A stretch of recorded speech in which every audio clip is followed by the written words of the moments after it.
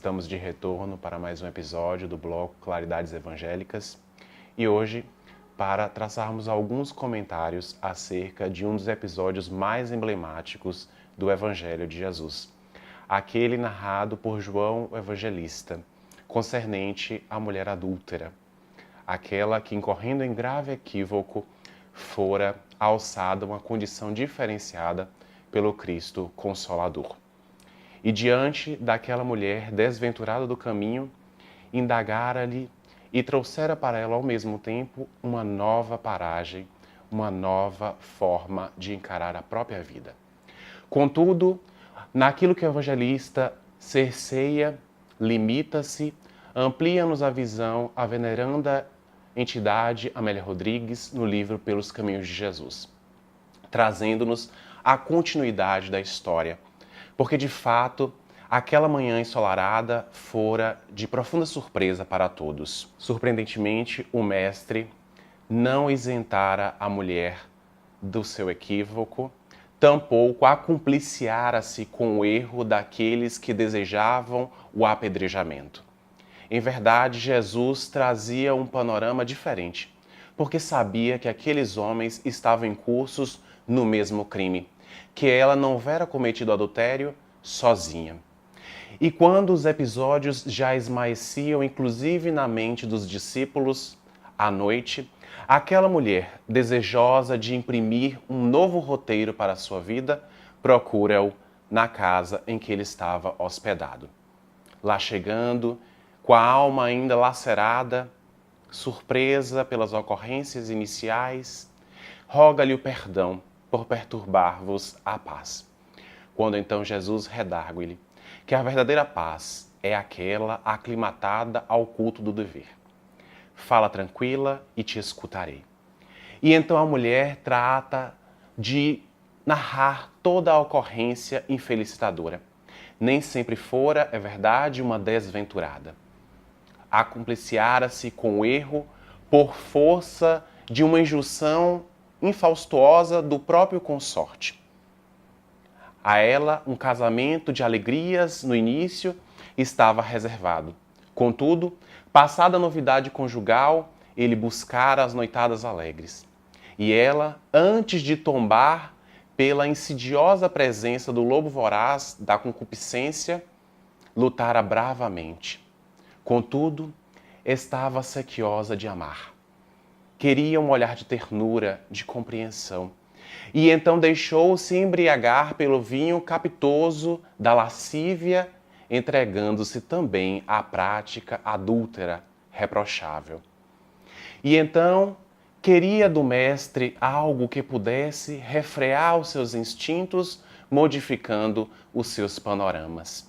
Quando então Jesus inicia penetrando em sua própria alma para descobrir os arcanos por trás daquele espírito imortal que, deambulando no equívoco, almejava a plenitude, dizendo-lhe que a paciência e o arrependimento são os instrumentos necessários para a devida reparação, para que a criatura possa então ser catapultada da condição miserável para então aquela a que todos estamos direcionados, uma condição digna e enobrecedora.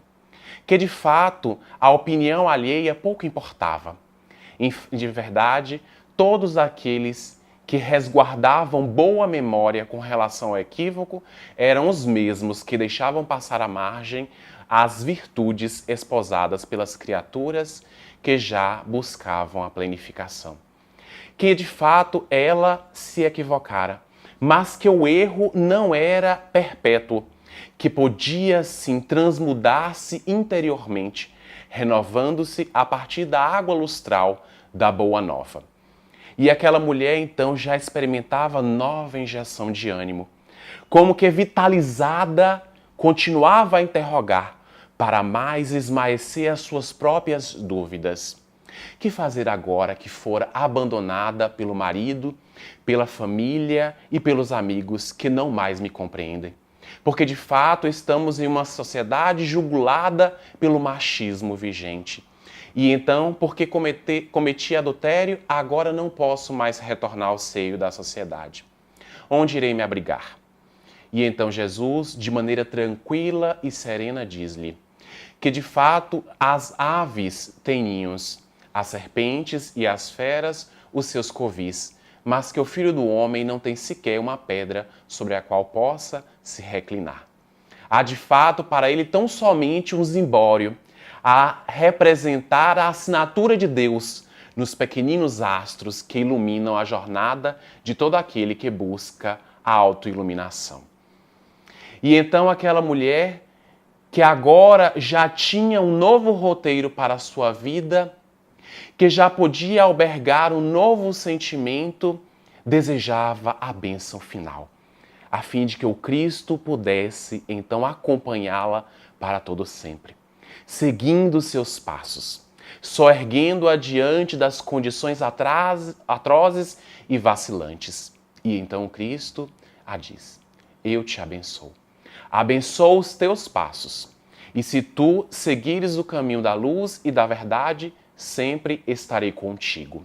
E 10 anos mais tarde, aquela mulher encontrava-se agora em Tiro, em uma humilde residência que albergava os caminhantes trôpegos, sôfregos e estropiados do caminho.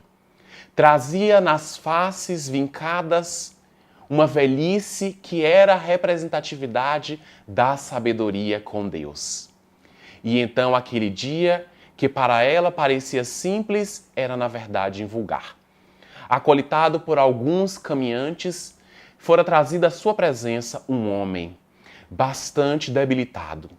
Ofertara-lhe inicialmente um caldo reconfortante, para recompor as energias, e logo em seguida oferta-lhe também o pão espiritual, porque era necessário remediá-lo também nutrindo as chagas daquele espírito combalido, acercado também pelas vicissitudes da vida. E então, porque dissera de Jesus de maneira tão clara e escorreita, o homem então a interroga: esse Jesus é o Galileu que morreu crucificado em Jerusalém? Sim, ele mesmo. Morreu para nos salvar. E tu podes testificar os teus ensinos? Podes efetivamente garantir que ele também te salvou? Sim, um dia ele também me salvou. E percebendo a verdade no olhar cândido daquela mulher, o homem, um tanto entristecido, melancólico mesmo, a disse que de fato perdera também uma grande oportunidade, porque encontrara-se com Jesus, mas não pudera se explicar. Naquela ocasião, ele salvara a sua mulher, a adúltera do caminho. E ele, então, albergando o ódio em seu coração, recolhera-se às noitadas lascivas, para mais tarde, caindo em si, reconhecer o grave equívoco no qual incorreu, corroendo as matrizes dos alicerces do reduto do lar, aquele que eu podia dignificar. E diante daquela narrativa, que de fato era um testemunho, a mulher recordou-se.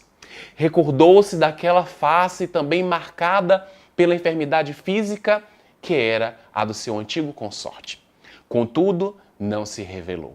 Disse somente que para ele o arrependimento, a paciência e a confiança em Deus, os mesmos lenitivos ofertados por Jesus à sua época, também o eram para ele a diretriz segura para que ele pudesse se transmudar, se transformar intimamente. E então, para arrematar a noite, diz-lhe: descansa agora, porquanto eu e tu encontramos o Cristo, aquele capaz de nos salvar. E então, Amélia Rodrigues, de maneira muito bela, finda esta história trazendo-nos a narrativa da mudança, que pode ser operada sempre, quando dedicamos a vontade ao bem que nos dignifica hoje e sempre. Muita paz.